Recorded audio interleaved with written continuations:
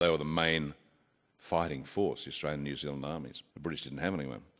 They were kicked out of Greece, and Perth had to evacuate a lot of those troops as well. I mean, it was just a disaster. The Athens harbour, Piraeus, was bombed by the Luftwaffe, and Perth was very nearly lost in that. If the captain had an inkling, he'd moored alongside an ammunition ship, discovered it was an ammunition ship, and thought, God, we're not staying here. So he took the ship out into the centre of the harbour, and that saved it. One bomb hit the ammunition ship and blew the port of Piraeus to smithereens. I mean, they found pieces of the ammunition ship 10 kilometres away. That was a fascinating piece of research, actually, Richard. Can I tell you this? Absolutely, it is a fascinating bit of research. I wanted to know that the name of the Luftwaffe pilot who'd bombed Piraeus. I don't know why I did. I just thought it'd be good for the story. I searched and searched on the internet and finally found him. Hans Joachim Hermann, his name was, and there were pictures of him, and he was the cold-eyed Nazi, Superman, blonde, that steely gaze, a hat sort of halfway off his head and so on. And he indeed was the bloke who dropped the bomb that destroyed Piraeus. He's, to the best of my knowledge, to this day, still alive. He was a thoroughly nasty Nazi. He was a friend of Goering. He tried towards the end of the war to set up a German version of the kamikaze squadrons that the Japanese had. The Germans were a bit smarter. They weren't playing for that one, but he was imprisoned by the Russians, and then he ended up, after that, he got a law degree, came back to Germany, and made a very happy and profitable career out of defending concentration camp doctors and SS officers, And he ended up as the German lawyer for David Irving, the Holocaust denier. So he was a thoroughly nasty piece of work. Mongrel bastard. Absolutely, yeah. He was vile. But that was just a fascinating piece of research I uncovered. Can I tell you a little more of how she was bombed in the Mediterranean? She was finally hit by a bomb as she was evacuating, mostly New Zealanders, in fact, from Crete. After that, yet another Allied disaster. They were in full retreat. And she was hit as she was leaving Crete. And the bomb penetrated right to the very bowels of the ship, but by some extraordinary stroke of luck, didn't sink her. It could well have done so, but the blast went upwards rather than downwards. And so the ship was saved, but 13 men were killed, 4 of them Perth sailors. They buried them at sea that night in a ceremony of almost surreal beauty, this golden Mediterranean sunset setting. Ship slowed down to about 10 knots, which is as slow as they dared go with submarines around. And these 13 bodies sewn into hammocks, and they buried them at sea that night in a most moving scene. The bloke who had to play the last post and reveille at that thing was a young fellow called Jim Nelson, only a kid. And for a moment he could barely bring himself to lift the bugle to his lips. He was so moved by this terrible majesty of this scene. But he finally managed to play the last post. And he wrote in his diary, he wrote a beautiful diary. He wrote in his diary entry that night, I am only 19. How much more will they ask of me, and how much more can I give? Did you often get that sense from the diaries of these are young men feeling their innocence being lost through war? They knew that they were engaged on this momentous enterprise to crush Nazism and fascism. They knew what they were doing. They knew it was of enormous historical significance. And so they wrote for posterity. So their diaries, many of them are beautifully written, and physically they all wrote in this fabulous copperplate hand, because kids in the 1930s were taught to write properly, not like today. They were very observant, and so they noted what went on around them, and they wrote it down. It's not just, dropped anchor, turned to port, went to starboard, guns went off. There was a lot of descriptive stuff about life at sea and what they call the run ashore, when they went ashore on leave.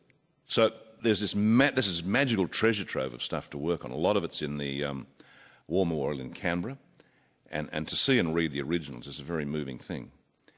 And because I was on radio in Sydney at the time, I turned up a couple of new ones as well, stuff that hadn't been seen.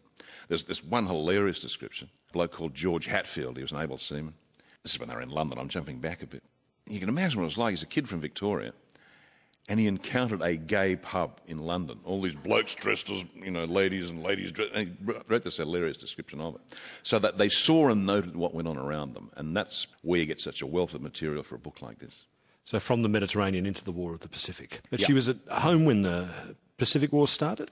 She was, she was in Sydney when Pearl Harbor was bombed. It's a strange thing, isn't it? Everyone thinks that Pearl Harbor started the Pacific War. In fact, the Japanese attacked Malaya and Thailand.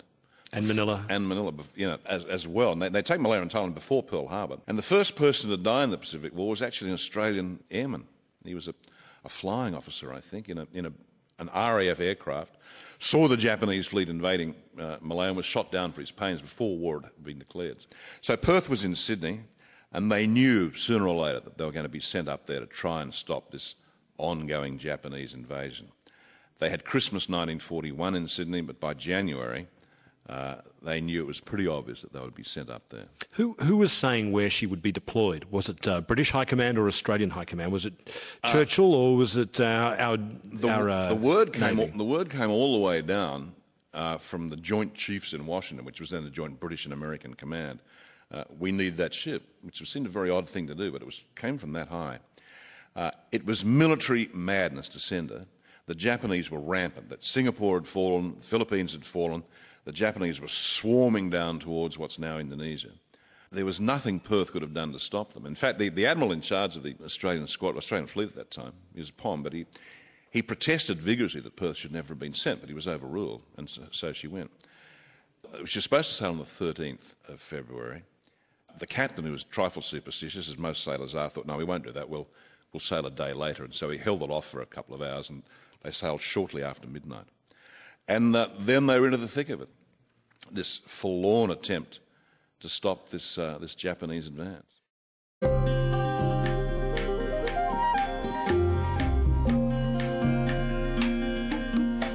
You're listening to Conversations with Richard Fidler on ABC Local Radio and the World Wide Web. Mike Carlton is my guest, and Mike and I spoke at the recent Brisbane Writers' Festival about his book on HMAS Perth and its crew. The voyage of the Perth was like a dream come true at the start of the Second World War, but then it was sunk while it fought bravely against a Japanese fleet in the Sunda Strait between Java and Sumatra. I asked Mike about the captain of HMAS Perth, Heck Waller. Hector MacDonald Laws Waller was his full name. He was a country boy from Benalla. He was exactly as old as the century. He was born at Federation. Youngest of 10 children. His father was a humble shopkeeper in Benalla. And family legend has it that he wanted to go to sea from the age of 8. Nobody can quite pinpoint why, but and none of his letters, very few of his letters survive. So he's to some extent a mystery figure. I think he was probably the Australia's greatest fighting sailor. Why? He was a very, very skilled officer. He had the love and admiration of his men, and he was incomparably brave. He'd commanded the scrap iron flotilla through the Mediterranean, those Australian destroyers that ran the supplies in and out of, did practically everything in the Mediterranean. They were there at Matapan. They sank a few Italian destroyers, sank an Italian submarine. They were in the thick and thin of everything. And Waller had commanded them, and then he came back to Australia and they gave him this cruiser command, which he didn't really want, because he preferred smaller ships where you knew everybody in the crew, from the most junior stoker on upwards. He didn't like the cruiser command all that much, but he did it. It was his duty, and he took it. And so he took Perth up to what was then the Netherlands East Indies. He was an interesting bloke. The previous captain they had, Bogus Smythe, was in many ways the archetypal Royal Naval officer. He was always beautifully dressed on the bridge, shirt, tie, cufflinks. Looked as if he was going to lunch at the Admiralty. Waller was a knockabout Australian. A lot of the time he looked as if he was going fishing. He'd have this old sort of beret or beanie thing jammed on the back of his head, pair of shorts, and in winter a sort of, grubby old cardigan. Often where, ships that came alongside or were berthed next door to him, didn't recognise him as captain. No, he was, He'd have sailors saying, "Can I have a light, mate?" And he'd lean down, flick a light with a cigarette. But he was much loved and admired. And every person I've spoken to who knew him has only the highest regard for him. Mike, in February 1942, the Perth was sent to Java. What was the scene they encountered? The Japanese were swarming towards the Netherlands East Indies, and everybody was convinced at the time in Australia that we were next, that they were coming for us. There was a time of intense fear in this country. When they got to Java, the scene was hopeless. They arrived, they went up through the Sunda Strait, which separates Sumatra and Java, and they arrived at Tanjung Priok, which is the port for what's now Jakarta, then Batavia. And the place was not quite